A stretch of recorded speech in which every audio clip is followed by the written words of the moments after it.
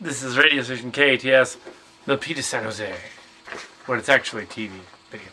Alright, this is Cal Catster, reporting to you the continuation of the episode from 2 nights ago. I guess this is a second half of Humoresque, part 2, because really it's kind of linked to the first one. So, anyway, here's where it's linked. 10 best movies of 2000 through 2009. Cat here. And I'm not wearing my glasses. Just because. I don't need them to read. I've really a script in front of me. Alright, now, let's see. With number 10, WALL-E. It's a cartoon movie by Pixar. They rarely make bad movies. And it's about an environmentalist story about a little robot trash compactor device that's left behind on Earth after all humanity has gone virtually extinct except for a bunch of fat cats that take off on the ship to go out into space, and they send back another probe hundreds of years later, another robot, to see if life is returning to Earth after it's been decimated by trash and junk. And the other robot joins WALL-E, and they return to the ship and attempt to, through their own vicariousness, overthrow the lackadaisical, overweight characters who are on the ship. By no fault of their own necessarily, they sort of accidentally overthrow them. So, yeah, that's WALL-E, and a message about environmental stuff. Yeah, and the cat's meowing down there. Can't hear that anyway. Well, she comes up here, she'll be in the scene. Anyway, movie number 9 is Capote. Not to be confused with Infamous, which came out a year later, about the same thing. This is the story of Truman Capote, who was the 1980s flamboyantly homosexual man who wrote In Cold Blood, about the killer of that family in Kansas, I think it was. Yeah, it was a 2005 movie. Yeah, it should have got the Oscar for Best Picture instead of Crash, which pretty much everybody agrees out on the net. It's like, why did Crash get the Oscar? When clearly there were 2 or 3 other movies that deserved it way better than the remake of Crash. I mean, the original Crash was in the 1990s. It's a completely different story. They just took the title. Anyway, so, okay, anyway, it was good. It was a good Truman Capote story. Seymour Hoffman was in it. He played Capote. Extremely flamboyantly gay. And he did such a good job of it. He should have got he should have got Best Oscar for it.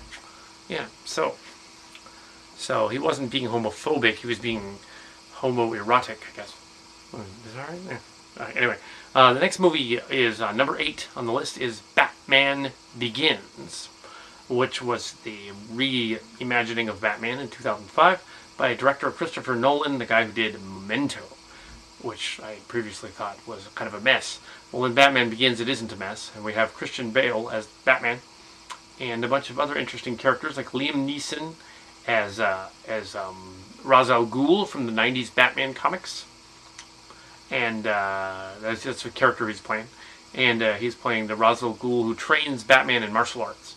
And then we have the Scarecrow Cillian Murphy was playing him.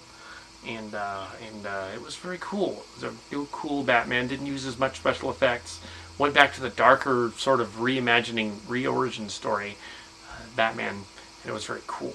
So, yeah, and the new Batmobile was like a Hummer vehicle tank, which was just really cool. So, alright, number 7 is Coraline, from earlier this year. An animated movie by the guys that did The Nightmare Before Christmas. Coraline was almost entirely stop motion, except for a few little CGI bits in there, and it's amazing. It was a movie about this little, depressed gothic girl who hangs out with this sort of other equally strange boy, and then she goes on an adventure in her crawl space, which every little kid has done if they've had a crawl space. They've crawled up into the attic or the basement and go into the crawl space. Except she finds a strange world there, where these characters with button eyes are in there, and they secretly attempt to kidnap her and take her into their realm of evil. And of course, she has to escape, which is Interesting premise, because little kids are always thinking about the boogeyman. So, kind of a boogeyman sort of lady in it. She's a spider lady. Yeah. Possibly the people who did this did some of the animation for the Beast Machines. Maybe. Maybe not. Maybe they're just ripping it off. There was a spider in Beast Machines. Well, there's a giant spider. Maybe not. Oh, okay, next we have number 6. So that was number 7, wasn't it, Coraline? Yeah.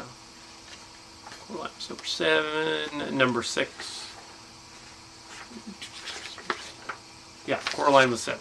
Number 6 is Serenity. Serenity is a movie based on the TV series Firefly, which was aborted by the Fox TV network. Not news, but the TV network, the entertainment end. Because they didn't understand it, and after 16 episodes, just canceled it. After showing it out of sequence, and it was a sequential show, you had to watch it in sequence, or you didn't get it. That was not a bright-eyed move on their part. In fact, kind of dumb. So, that wasn't... But the movie version of this is a clever, tight script. Joss Whedon was the creator, and he was the guy that did Buffy the Vampire Slayer, the series, and a number of other things. I think Angel was another one. Had Nathan Fillion and Summer Glau, and a bunch of other characters playing a sort of ragtag, like, ruffian pirate characters. Sort of if Han Solo had a crew of at his disposal of humans that had various personality traits that were kind of pirate-like and smuggler-like, and they were all out in space, basically. The evil empire in this is called the Federation, just to knock at Star Trek a little bit and say, ha, they're the evil empire. But it was not related to Star Trek. It's just the Star Trek and Star Wars amalgamation sort of thing with a ship. Good story. And it's number 6 of, and it was a 2005 movie. A lot of 2005 ones here. And yeah, that was a good one. So, and that was number 6 on the list of this movie. It was Firefly. I picked that up, watched that, and it inspires you to watch the series. And then you watch the series and go, oh, well, that's what they were doing. And you don't need to have seen the series, which I think is cool, because I saw the movie before I saw the series. I got it. It was fun. It was almost going back to the fun that was the original Star Wars in the 70s, which I saw in video. I was 6 years old. I saw it in video later on when I was like 8. But anyway, let's see. This one, however, I was 34 when it came. Yeah. Okay, the next one is number 5. Last episode, Silly Kelly, that character said it was 2, but actually it wasn't. Star Trek, the reimagining, with J.J. Abrams' version, and Silly Kelly reviewed that. It was with Chris Pine, Zachary Quinto, and Carl Urban, among other characters.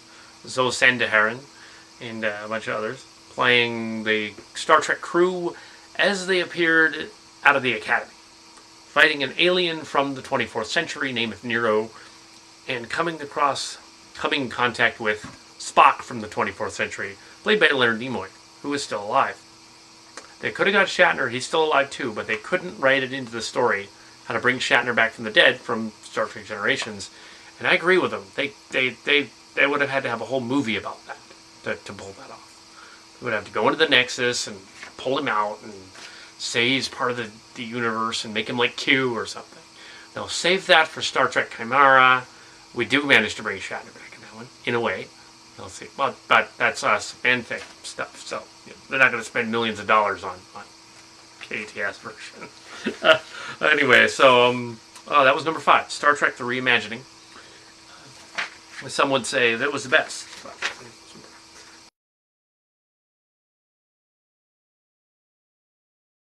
Okay, those were better ones.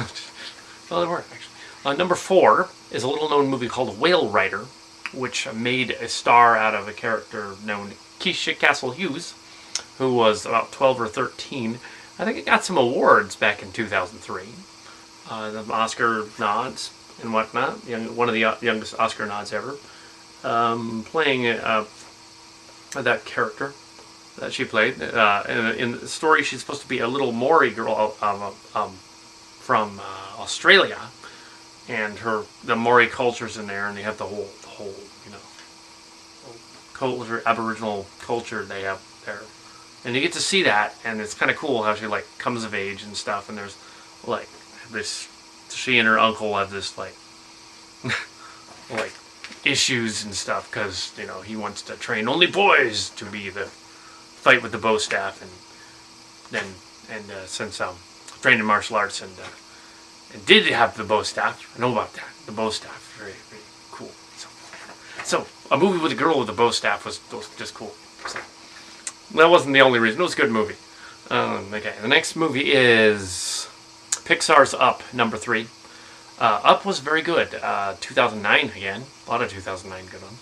I think this year was way better than the other years.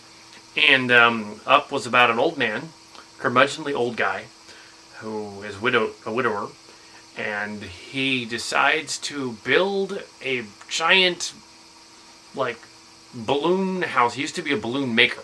So he builds a floating house out of millions of balloons and floats away. But unknowingly, the old man, this is a cartoon, the old man takes along a Boy Scout who was a neighborhood kid, and he's like hanging on the house. It was a fun movie to go and visit his old man's trying to find his childhood friend who was a 20s era explorer. So he goes off to the explorer, and we meet the explorer, and we meet his crazy dogs that have collars that are programmed to talk, and it's just an awesome kid movie and adult movie for all ages. Pixar again, that's the end. All right, now number 2, another Batman movie. Oh gee, I see a pattern. Another Batman movie, The Dark Knight, which had Helmer, Christopher Nolan again, and also Christian Bale as Bruce Wayne. Although in some of his other movies, Christian Bale went a little bonkers, like in the Terminator one.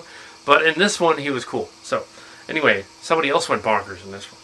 In this one, we have Heath Ledger taking over the role of the Joker. And Heath Ledger got a posthumous Oscar for this movie in 2008 when it came out. But really, the movie should have been Best Picture of 2008 because it was really cool. And it's just ridiculously cool. So, and Heath Ledger did such an amazing job in this. It's just insane how cool he was.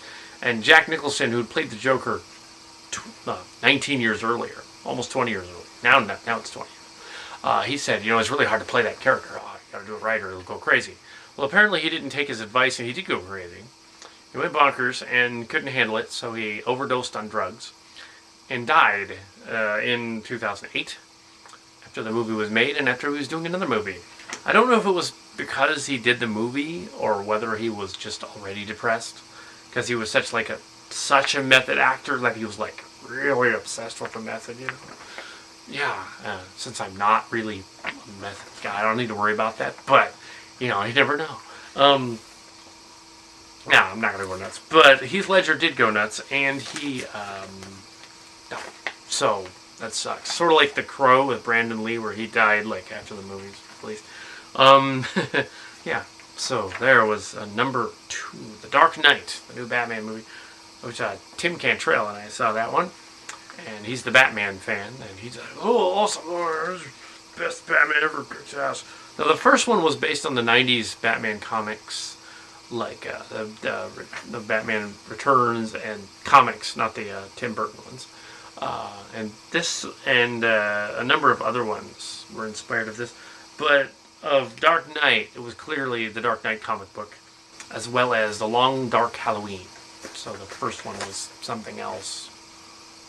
The Long Dark Halloween and the Joke, and the Killing Joke. Were both inspirations for both of those movies, actually. And the idea of making the Scarecrow come back, all the fans wanted that. So that became the first one. Interesting. The Scarecrow. I assume that Christopher Nolan's going to do Catwoman next, because what else is he going to do? But this time, no Kurtzman and Erkey, don't have them rated. Yeah, they did Catwoman once, they had their chance. They failed. Tim Burton did it years ago, he did it better. I think get Tim Burton to write it. Anyway, number 1 is the Lord of the Rings trilogy. Because why wouldn't it be? This was the most awesome fantasy trilogy ever attempted, and it pissed off Hollywood because they're like, hey, you guys beat us to the punch over there in Australia. You and Peter Jackson, who did Peter Jackson had directed these obscure horror movies like Dead Alive and Brain Dead and stuff. Same one. and it's the same movie, and Bad Taste, and now he does this big epic fantasy thing, gets his own like creature shop together that are better than the Henson creature shop. He's a way to workshop to do this thing. They film it all back to back over about 6 years it took them to do it, but really they started the production to release the movies in the early 2000s, so they would be out by 2002 through 2003. It looks like 2001 to 2003. So they started in the 90s and then worked their way into the 2000s, and were able to complete it by 2003. Finally, after earning $1 billion, I think is what they earned on it, the Academy gave the final movie the Academy Award for Best Picture and a number of others. The whole trilogy should have got the award every year. 2001, 2002, 2003. It's that good. Now, some people might debate that and say, no, you're just a fantasy dork. But it was a great story. An epic saga. Just like the late 70s and the early 80s, it was the original Star Wars. This was a trilogy for the next generation. It had everything. It had camaraderie, coming of age, quest to destroy the ring, that type of thing. Ew, and even though Kevin Smith was making fun of it in Clerks 2, he kind of, how could you not? Anyway, that is the top 10. And yes, this episode just has a top 10 list, but, it's funnier than the Letterman version. Top 10s. So there. So, next character that comes in, let's be outrageous. And this is Humoresque Part 2.